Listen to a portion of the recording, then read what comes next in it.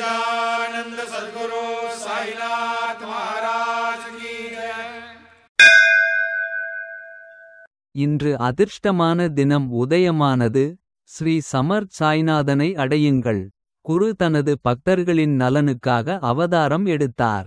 குருவின் பாதங்களை பற்றிக் கொண்டு சரணடையுங்கள். மோக்ஷ பேரின்பத்தை நமக்கு அருளுபவர் குருதேவர். எப்போதும் நம் பற்றிய கவலை மனதில் கொண்டவர். தாசனான நாங்கள் அனைவரும் இன்று கேட்கிறோம். எங்கள் மனதில் என்றென்றும் உமது நாமத்தின் சிந்தனையில் நிரப்புங்கள். श्री सच्चिदानंद सद्गुरु साईनाथ महाराज की जय। நல்ல நடத்தையே நல்லொழுக்கத்தின் அடையாளம். அது அனைவருக்கும் பயனளிக்கும். ஏன் மற்றவர்களின் வேலையைக் கெடுத்து தானே கஷ்டத்தை அனுபவிக்க வேண்டும். விசுவாசத்திற்கு முன் தேவ தர்மத்தை வணங்குங்கள்.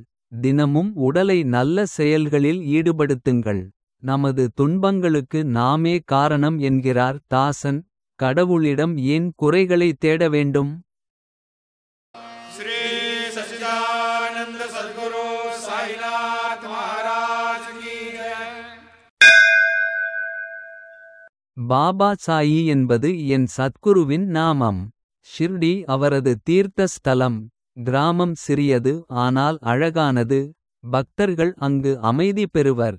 கீர்த்தியை கேட்டு மனதில் தூண்டல் எழுந்தது. மகிழ்ச்சி அடைகிறது சிலை வடிவத்தைக் கண்டதும். இந்த மகா உதவியை எப்படி விவரிக்க முடியும். தாசன் நினைவில் அது எப்போதும் இருக்க வேண்டும்.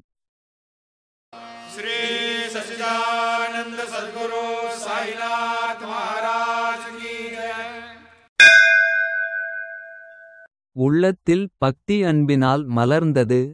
அவனை பூமியில் ஸ்ரீ ஹரி சந்தித்தார். ஹரி இல்லாமல் 10 திசைகளிலும் மூடுபனி சூழ்ந்தது. கர்ம பாதையை பின்பற்றுபவர்களின் புத்தி மந்தமானது.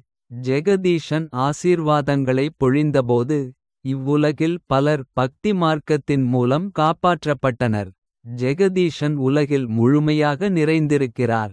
ஆனாலும் மிஞ்சிய பக்தர்கள் காப்பாற்றப்பட வேண்டும்.